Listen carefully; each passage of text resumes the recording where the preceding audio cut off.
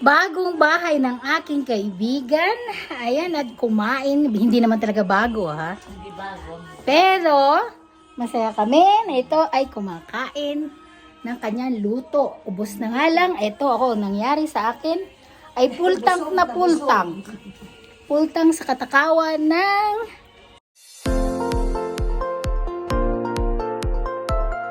Please subscribe Maribela Liaga.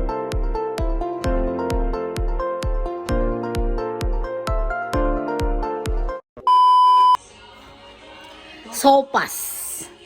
Napakasarap naman kasi ng kanyang sopas. Grabe, wala akong masabi. Malambot nga lang siya. Pwede nang walang ipin ang kakain. Pwede na rin. Bakit dito ka? Hindi kaya ka dito nangangati, anak? Ang ba may message? Sa bahay.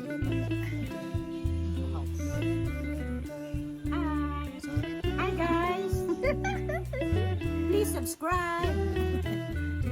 Luto ng kaibigan namin na sopas. Malambot eh, pasensya na ha, malambot. Okay. Malambot. Lalambot na rin niya sa tiyan plan. Malambot, wala na po kasi. Buti na lang inuya eh. Wala na kasi. Wala, malamig na yung wala. Kap? Kape. Kapit.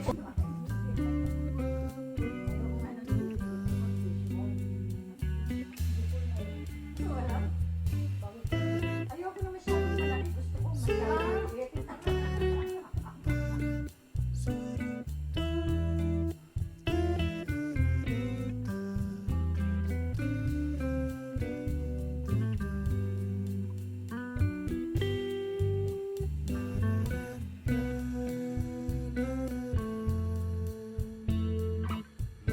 Ako kasi nakapatong na yun sa karabako eh.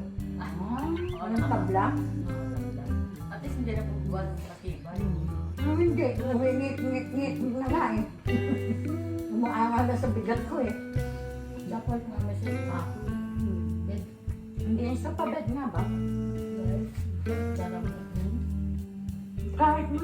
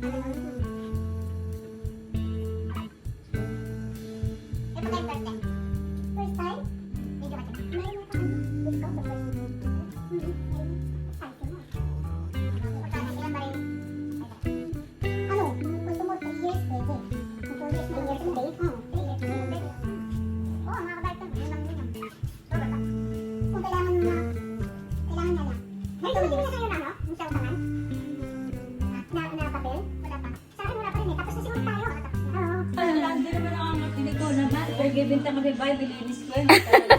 Kasi tingin ko dito, book eh, hindi ba? Kung may message. Picnic sa bahay ng Hi guys! Please subscribe! luto na malambot.